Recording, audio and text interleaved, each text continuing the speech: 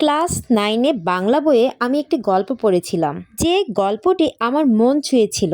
গল্পটির নাম ছিল সুখী মানুষ। গল্পটির মূল ক্যারেক্টারের রাজামশাই ছিলেন, তবে তিনি ছিলেন দুরারোগ্য রোগে আক্রান্ত। অনেক ওজা ফকির দেখিয়ে চিকিৎসা করার পরও তিনি কোনোভাবে এই রোগ থেকে মুক্তি পাচ্ছিলেন না। তার রাজ্যে বাস করা কোনো এক কবিরাজ মশাই এসে বললেন যে, রাজামশাই, আমি আপনার রোগ মুক্ত করতে পারবো।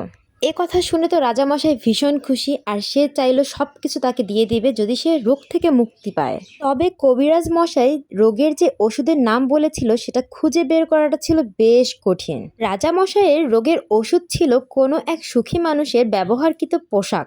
এ কথা শুনে তো রাজা ভীষণ অবাক হলেন। এ আবার কোনো ওষুধ হতে পারে? রাজার চিন্তা ছিল যে কোনো মানুষের গায়ে ব্যবহারকৃত পোশাক নিয়ে পড়লেই হয়তোবা সে রোগমুক্ত হতে পারে। আসলে না, ব্যাপারটা পুরোপুরি ভিন্ন ছিল।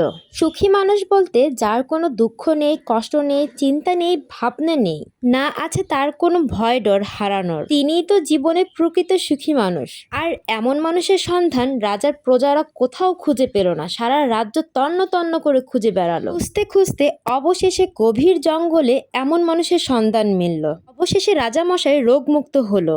আর আমার জীবনে সুখী মানুষ বলতে এই দুজন ব্যক্তি আমার জীবনে সবথেকে সেরা পাওয়া ব্যক্তি, যাদেরকে দেখলে আমার কোনো দুঃখ নেই, কষ্ট নেই, চিন্তা নেই, ভাবনা নেই। এক প্রকারে বলতে পারেন আমি পৃথিবীর সবথেকে সেরা সুখী মানুষ। আল্লাহ তাআলার কাছে লাখো কোটি শুকরিয়া এমন দুজন ব্যক্তি আমার জীবনে দেওয়ার জন্য।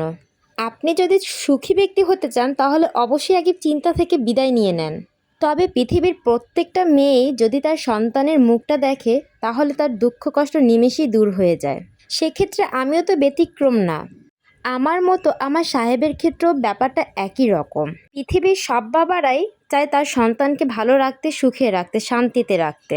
এমন যদি হতো যে বাজারে সুখ কিনতে পাওয়া যায় তাহলে প্রত্যেকটা বাবাই বাজার থেকে সুখ ক্রয় করে নিয়ে আসতো তার সন্তানকে সুখী করার জন্য। এটাই তো বাস্তবতা, আর এমনটাই তো করতে চায় সবাই। দালান কোঠা, গাড়ি বাড়ির কোনো প্রয়োজন নেই সুখ পাওয়ার জন্য।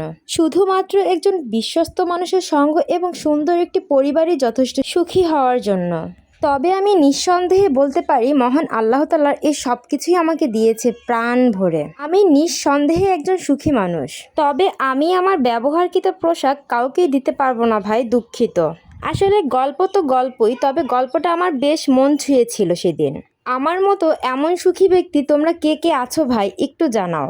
তবে কিছু কিছু মানুষের জীবনের গল্প অতি ভয়ঙ্কর, যা শুনতে এবং দেখতে দুটোই খুবই খারাপ লাগে।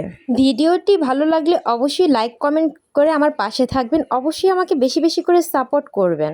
আজ তবে আসি, দেখা হবে নতুন কোনো আরও লং ভিডিওর মাধ্যমে। সবাই ভালো থাকবেন। আল্লাহ হাফেজ, টাটা।